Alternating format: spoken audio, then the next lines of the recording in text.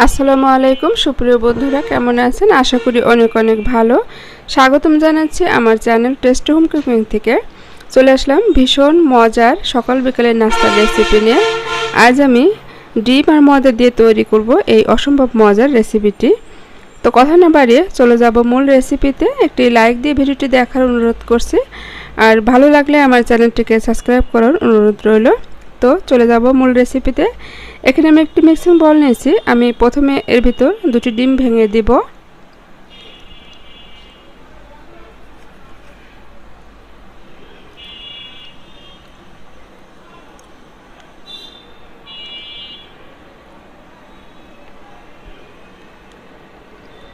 দিয়ে দেব সামান্য পরিমাণ লবণ আর 2 টেবিল চামচ চিনি। এখন আমি ডিম আর চিনিকে খুব ভালোভাবে বিট করে নেব। চিনিটা ডিমের সাথে গলে না যাওয়া পর্যন্ত বিট করতে থাকতে হবে। তো এটা বিট করে হয়ে গিয়েছে। এখন আমি এর ভিতরে দিয়ে দেব 1 কাপ ময়দা,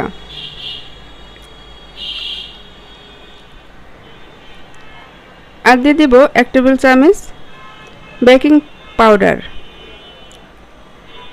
এখন আমি সবগুলো উপকরণ খুব ভালোভাবে হ্যান্ড উইস্ক দিয়ে মিশিয়ে নিব। এ পর্যায়ে দিয়ে দেব নরমাল পানি।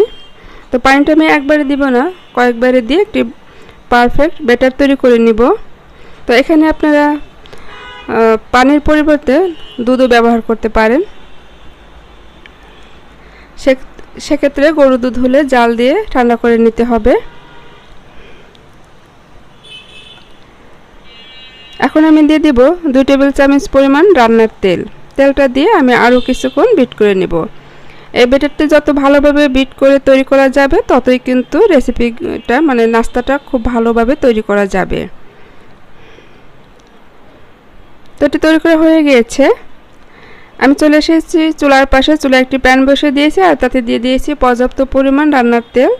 আর এর ভিতরে আমি একটি ছোট্ট গোল চামচ দিয়েছি।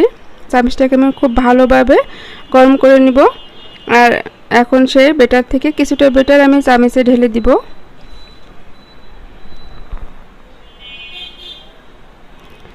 উপর দিয়ে এভাবে গরম তেল দিয়ে দিব।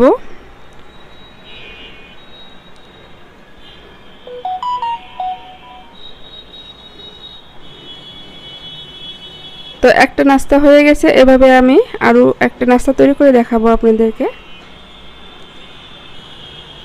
তো চামচটা কিন্তু খুব ভালোভাবে গরম করে নিতে হবে প্রতিবারই, তা না হলে নাস্তাগুলো চামচ থেকে খুলে আসতে চাইবে না।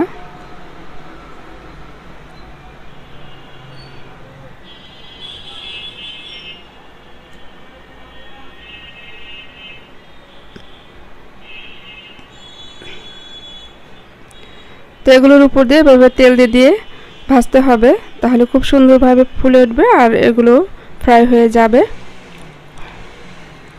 উল্টে পাল্টে নাস্তাগুলোকে ভাজতে হবে। আর এ পর্যায়ে চুলার আঁচটা একদমই লো পর্যায়ে রাখতে হবে।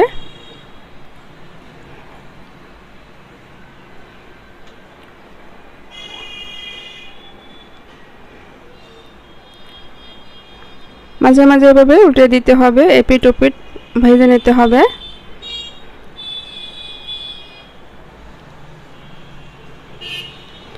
তো সবগুলো নাস্তা আমার দেওয়া হয়ে গিয়েছে। এগুলো হয়ে এসেছে। এখন আমি এগুলোকে তেল ঝরিয়ে নামিয়ে নিব।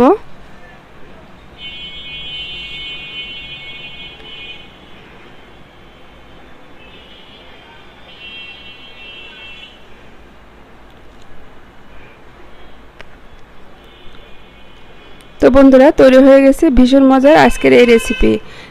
এগুলো দেখতে যেমন লোভনীয় হয়, খেতে কিন্তু ততটাই সুস্বাদু আর মুখরোচক হয়। সকাল বিকালে চায়ের সাথে এটি কিন্তু অসম্ভবভাবে জমে যাবে। তো বন্ধুরা, আজকের মতো আমি এখানে বিদায় নিচ্ছি। ভালো থাকবেন, সুস্থ থাকবেন। আল্লাহ হাফেজ।